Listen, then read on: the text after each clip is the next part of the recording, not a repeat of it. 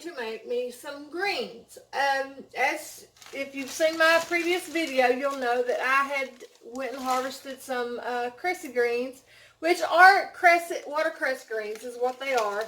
A lot of people ask, is that the same thing as watercress greens? And yes, it is the same thing as watercress greens.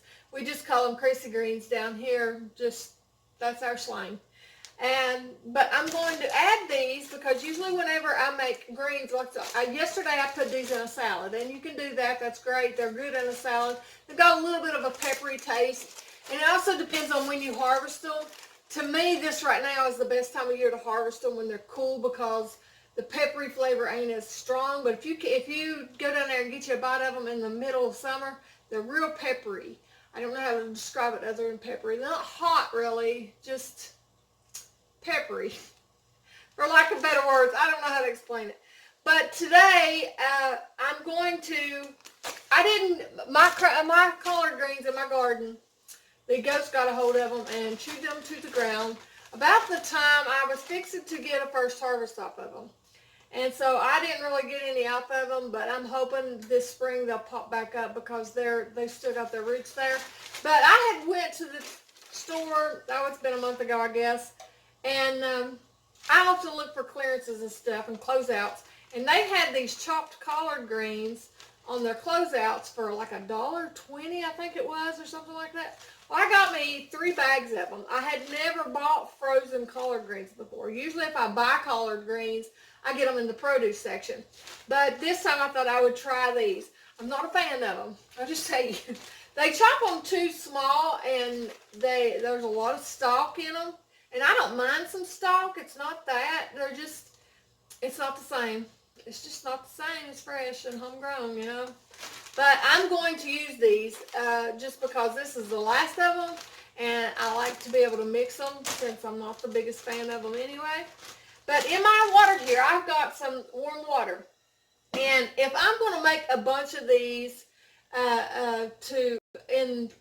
for a big family gathering or something like that, I would normally put a ham hock in here and have it cooked 3/4 of the way before I added my greens to it.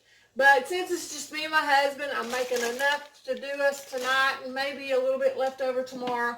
I'm going to do it just the way I normally do it, just for us. And so here I have bacon grease. And these are going to be rough estimates too, guys, because I don't have a good estimate. And I'm going to put about a teaspoon's worth of bacon grease in my water here. We love southern greens around here. Love them, love them, love them. Now, some of these things are optional. Sometimes I would just take that bacon grease and I would take about, I'm going to say a teaspoon's worth of salt. Is what I just added. And sometimes I would just cook them like that right there. But today, because a lot of people don't like them like this the way I like mine, but today I'm going to add a little more to them. I'm going to add about a tablespoon, I might as well just give me a tablespoon's worth of sugar into that same water. And I'm going to say I'm going to start out with a 1/4 teaspoon of pepper flakes. I like a little bit of heat to it, but not too heated. So there's what I got in here. I've got this water already boiling, and I turned it down so it wouldn't boil over. So normally, if I'd had my ham hock in there, I would have had it 3/4 cooked and then added those things that I just added. I'm going to add the rest of this half a bag of collard greens. They chop that up so fine. I don't like them chopped up that fine. I mean, I don't know if you can tell that, but they're just really chopped up fine. I'm not a fan of it. So I won't be buying those no more. I guess that's why they were having a closeout, huh? But I can't hardly resist those closeouts. And then I'm going to throw the rest of my Cressy greens in here.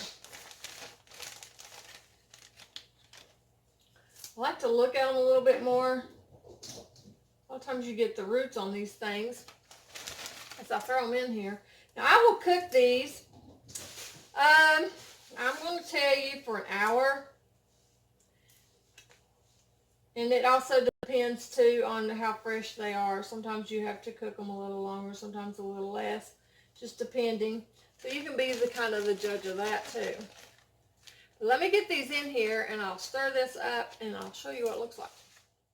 I thought I'd give you a little bit of nutritional facts about these watercress greens. They're extremely high in vitamin K, which is 106% actually of our daily allowance, which is super great, which makes it really good for stuff like osteoporosis and stuff. It's high in a lot of different minerals as well. It contains compounds that help prevent different types of cancer. Actually, it was ranked #1 on the U.S. Center of Disease Control's powerhouse list. So it's actually considered a superfood.